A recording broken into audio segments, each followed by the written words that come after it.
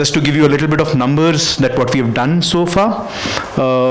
So far we have probably, just to give you a rough estimate, 20,000 apartments, villas and plots that's been sold under the Elegance Enterprises brand in the past 10 years. That's the number of apartments, plots, villas, real estate that we have sold for other developers. We've marketed projects, we've handled exclusive marketing, which means strategy planning to execution to sales of a lot of projects for developers all across the region. Won close to about 400 awards from various fraternity, whether it being media houses or developers or from the state government itself. So that's been the history of Elegance. So I think every company goes through its I would say integration. We all move forward, we all want to do something, because we are one of the foot soldiers, I would say, the conduit that speaks between the buyers on what the buyers want and developers on what the developers are out there to deliver. So COVID-19 is, not new to everyone. I'm sure that you being writing about it for the past 2 years, everybody's written a lot how it's going to impact this sector, that sector, real estate, hospitality, industries and services and a lot. So I think it's impacted a lot of industries in different ways. Some positive, some negative, and some really, really negative. And with, I think, every impact, I would say every adversity, there's always an opportunity. So same thing happened with real estate. I think real estate has gone through its ups and downs. I would say it was a dance that happened in the market for real estate. 2020, when we started off, when the first lockdown came up, I think the entire outlook of the economy, especially when it comes to real estate, was very, very low. We came back from the lockdown, I think in May 2020, and nobody knew what the future holds for the real estate sector. But I think the market shocked us all. And 2020-2021 financial year ended on a very, very positive note for a lot of people. And a couple of trends that kind of changed the industry is the way buyers looked at real estate. So just a couple of pointers for you guys, and because we've been the front runners, the one who hear the news first, with the amount of research that we have and the data that we collect, it's easier for us to kind of understand how the market's kind of taken change. 2-bedroom buyers moved to 3-bedroom buyers. Somebody who had a budget of 50 lakhs, all of a sudden with the bank interest going down, people working from home, saving a lot of money, no holidays, no travel, they have a more budget to now buy a better apartment, bigger apartment. So it changed the outlook of the industry itself. The largest portion of luxury real estate, which was a stalemate for a long time, all of a sudden you see a huge boom in the way luxury real estate was sold in all the major tier 1 cities of India. And the growth of some of the icons, young stars and czars like Ravikant and Pawan from Elegance, who have shown all of us, where there is a will, there is a way. Actually, in real estate, we say wherever there is a wheel, there is a way, and that's how they've gone forward into all the things. Real estate industry, realtor. What's the first thing that comes to the mind? So I will start on a lighter note and say, when I got into this industry, my wife told me, after doing engineering, after doing MBA, after traveling the globe, after working with some of the top corporations, if broker is what you're going to become, I'm going to divorce you. Many years down the line, after seeing some success, I keep reminding her, I kept my word, you did not, you are still with me, you did not divorce me.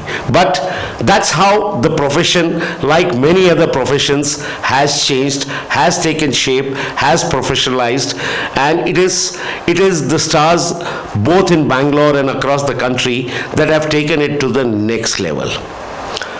We had the big recession in 2007-9. We had the demonetization come up in 2015-16. We had GST introduced.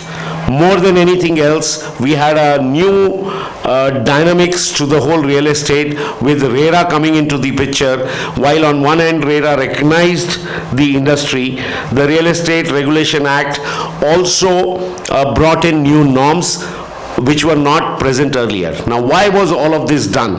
To bring transparency into the industry, to bring credibility, to bring accountability, and to protect the consumer interest. Now, who are the organizations that are doing that?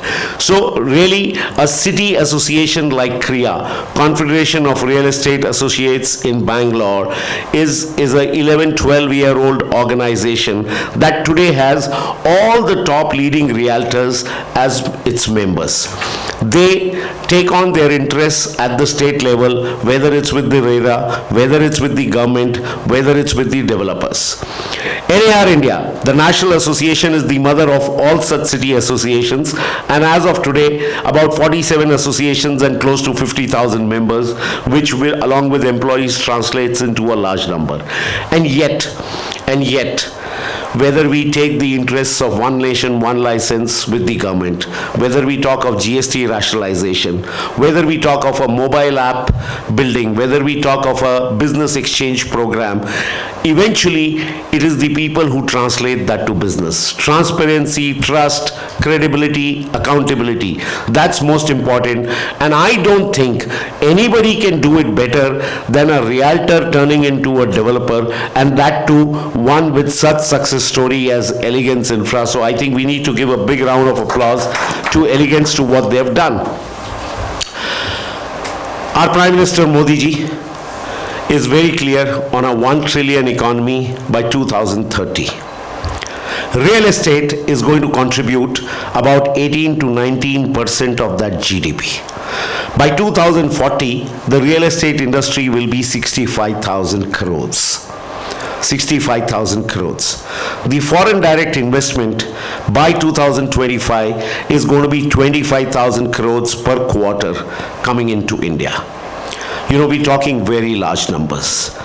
We're talking of 20 million homes to be delivered this year in the Prime Minister Yojana that has been made for real estate under the housing scheme. You know, the National Housing Bank is working continuously on it. Real estate drives the economy. Real estate is a major employer.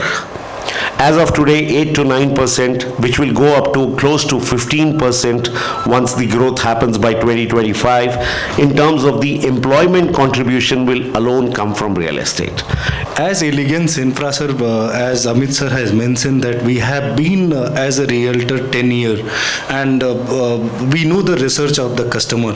So you can consider as that we were a chef in the industry from last 10 years, and we know that how to open a restaurant and what is the choice of the customer.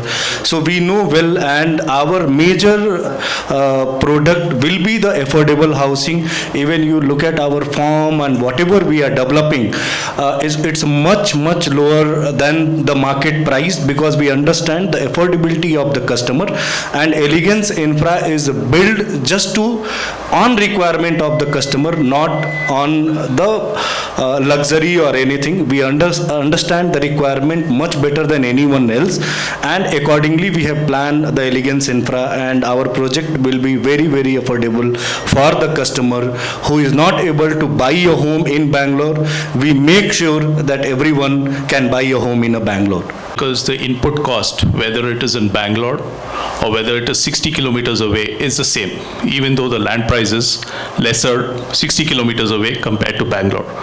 That is where technology is going to play a very huge role and a very important role. A lot of real estate developers today are putting in money, investing in technologies which will help the cycle, the development cycle reduce, the cost reduction happening. So once that hits a critical mass, then you will get a lot more affordable housing than what you have today.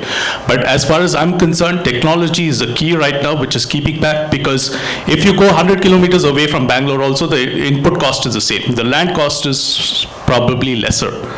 So that's the reason why you will not have too many affordable housings, but then technology is going to take care of that as we go along. It is basically located just 10 minutes from Electronic City Phase 1. And it's a plotted development, and there will be a theme-based community, basically it is. So 8 different theme-based parks are there, and this has also 400 plus plots options. There are multiple options available for every buyers. So basically we will be pre-launching it today, and the launch also will be decided very soon.